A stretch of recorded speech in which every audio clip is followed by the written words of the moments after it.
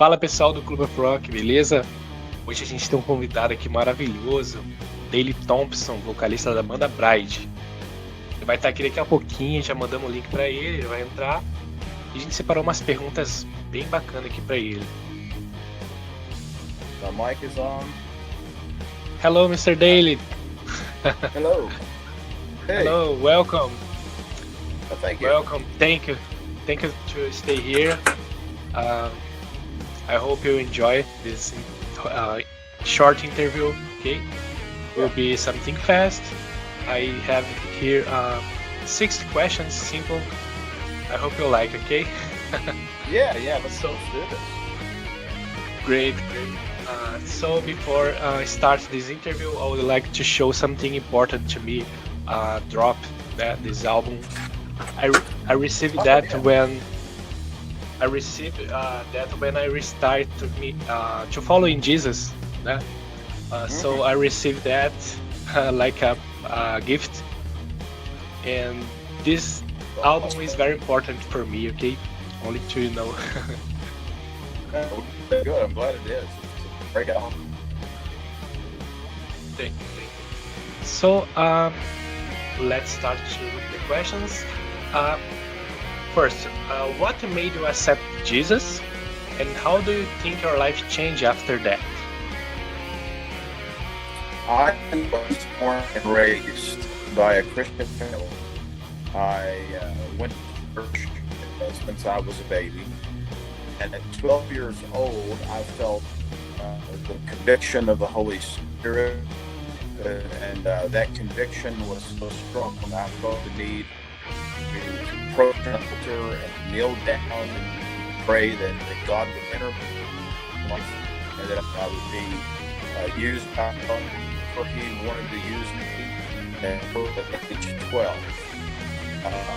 it was just being drawn by the Holy Spirit. You know, no man can come to the Father unless the Spirit draws him. And I believe that it was a divine call on my life. Great, amazing. What's your opinion about the new generation of Christian rock? And is there any Christian rock band you've been listening to? And recently, I have listened to quite a bit of Bloodgood and Petra. Listened to a bit of Bearing Cause because we just did shows with all the guys down in Mexico. So that was a very good reason for me to re-explore some of my contemporaries and just taking what they had. I don't know if they listen to my music, but I'm listening to theirs. And, I have great respect for anybody that picks up their cross and follows Christ, but even more so if they pick up their cross and an electric guitar and follow Christ, because it's not an easy road. Amazing. I know you are coming to Brazil again in 2025 again. Thank you for that. I have my tickets. What do you like the most about Brazil? I would like to know, please. I think the most important thing about Brazil is people, because the people have a certain aura, a certain energy about them. They have a spirit of celebration. The Brazilian people are good people. They're very hospitable. They go out of the way to make you comfortable. And it's been that way ever since we started playing Brazil many years ago, maybe 30 years ago, when we started playing Brazil. All we felt from the Brazilian people was love, and we want to get that love back, and we want to make sure that when we're there, that people feel the Spirit of Christ in the room we're playing, and that we can just have fellowship. I don't know of any other place on the planet that I would prefer to play other than Brazil. Great. So, what challenges have you faced as a Christian band in the rock music scene?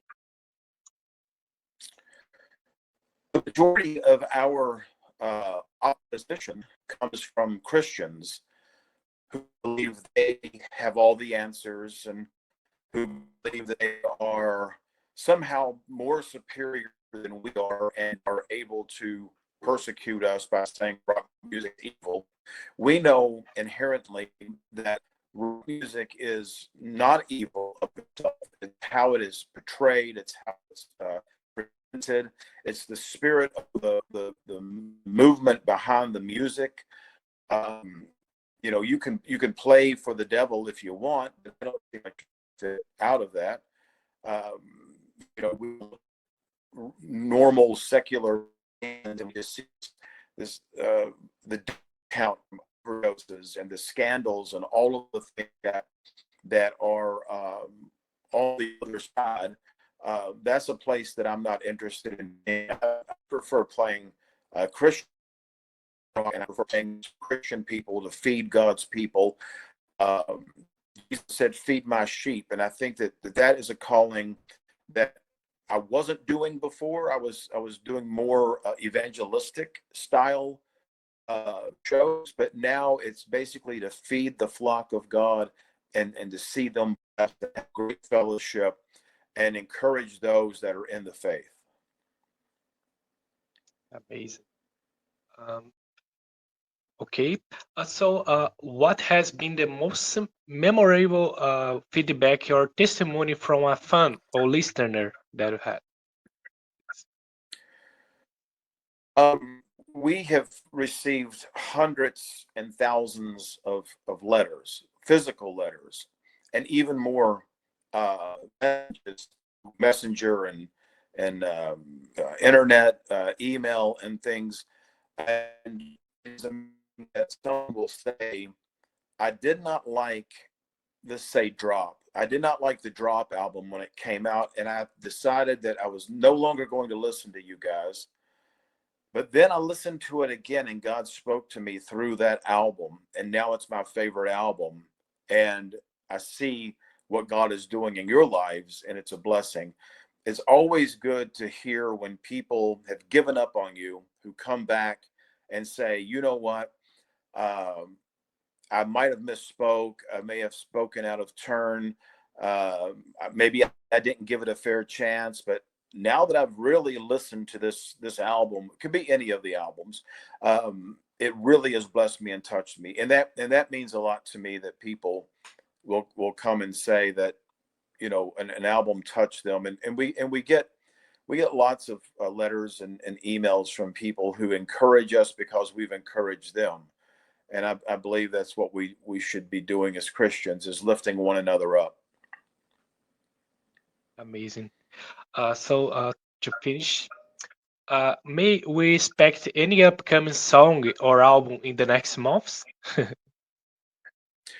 We have a brand new double Bride album out now. It's called Vipers and Shadows, and it's selling really well. So if people want to get it, they better get it, because there's a limited a number of copies that have been manufactured.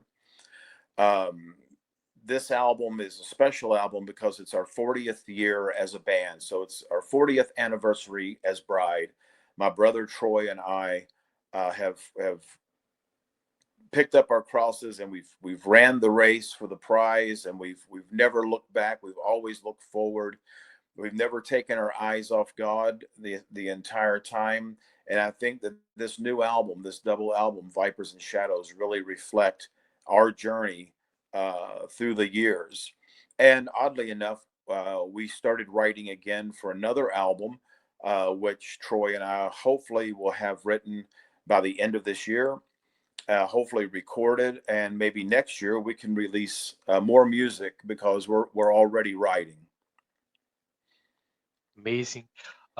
So, I would like to say many thanks to stay here to the interview. To finish, I would like to ask you, let a message from your fans, a short message as you like, okay? Can you do that, please? Well, I think if I had anything to say, I would just encourage people to never give up on God, because God has never given up on us. His mercy endures forever. His grace is sufficient. What God has given us much more abounds. It's much more than just a church. It's much more than just religion and traditions and doctrines of men.